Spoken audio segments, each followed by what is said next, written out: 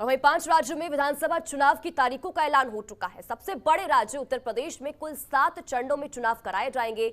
चुनाव आयोग ने शनिवार को विधानसभा चुनावों की तारीखों का ऐलान करते हुए कहा कि यूपी में 10 फरवरी को पहले चरण और इसी के साथ ही 7 मार्च को अंतिम चरण का मतदान होगा। इसी के साथ ये भी कहा कि 10 मार्च को सभी राज्यों में मतगणना होगी।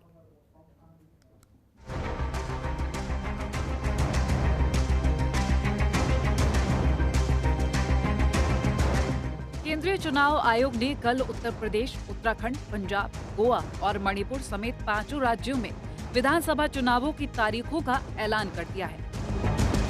उत्तर प्रदेश में 7 चरणों में चुनाव होने हैं। शुरुआत 10 फरवरी से हो रही है, जबकि 10 मार्च को चुनावों के नतीजे आएंगे। ये चुनाव कितने अहम हैं और इन चुनावों में क्या क्या दांव पर लगा है। सभी पार्टियों ने किए जीत के दावे। कोरोना काल में फिलहाल रैलियों, सभाओं पर रोक है, तो ये चुनावी जंग अब डिजिटल मैदान पर लड़ी जाने लगी है, जहां सबके अपने अपने दावों वाले पोस्टर घूमने लगे हैं। पोस्टरों की इबारत देखकर तो ऐसा लग रहा है मानो 10 मार्च को हर पार्टी और हर नेता का विजय दिवस होने वाला है। 10 मार्च के लिए ये दावे इसलिए भी बड़े बड़े हैं क्योंकि यूपी का चुनाव किसी महासमर से कम नहीं है। इस चुनाव पर सबकी नजरें हैं। 2024 के देश के आम चुनाव का एक सिरा यूपी से ही जुड़ता है, इसलिए सबसे बड़ी चुनौती सत्ताधारी बीजेपी के लिए है। क्या वो सत्ता में वापसी कर पाएगी? योगी लगातार दूसरी बार मुख्यमंत्री बन पाएंगे? बीजेपी से अखिलेश की सीधी टक्कर। चुनौती तो समाजवादी पार्टी के अध्यक्ष और यूपी के पूर्व सीएम अखिलेश यादव के सामने भी कम नहीं है।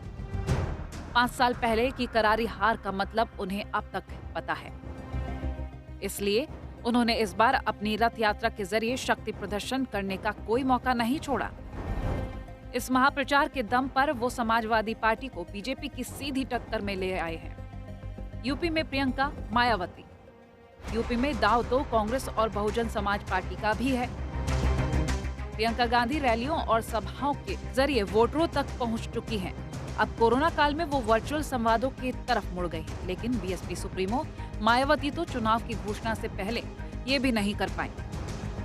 पंजाब में कांग्रेस आप। वैसे दाव सिर्फ यूपी में ही नहीं है, पंजाब की सियासी लड़ाई में भी कई मोर्चे खुले हैं।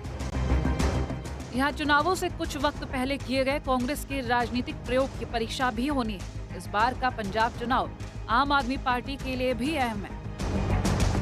पिछली बार हवा बनाने के बावजूद वो सत्ता के लिए जरूरी अंकों के आसपास भी नहीं पहुंच पाए थे। उत्तराखंड में बीजेपी कांग्रेस। जहां तक उत्तराखंड की बात है तो इस छोटे राज्य में बीजेपी के राजनीतिक प्रयोग की परीक्षा होनी है। कांग्रेस के वरिष्ठ नेता और राज्य के पूर्व मुख्यमंत्री हरीश रावत ने बीजेपी पर निशाना साधते हुए कहा कि राज्य की जनता बीजेपी को दंड देगी और उनकी पार्टी को फिर सत्ता में आने का मौका मिलेगा। बहरहाल अब तो चुनावी बिगुल बज चुका है। राजनीति को पलटने के लिए सभी जंग के लिए अपनी कमर कसे हुए हैं। ये 2 महीने देश की राजनीति के लिए बहुत अहम होने जा रहे हैं। Bureau report, Jantantra TV. खबरों के निष्पक्ष विश्लेषण के लिए सब्सक्राइब करें Jantantra TV and press the bell icon. Never miss any update.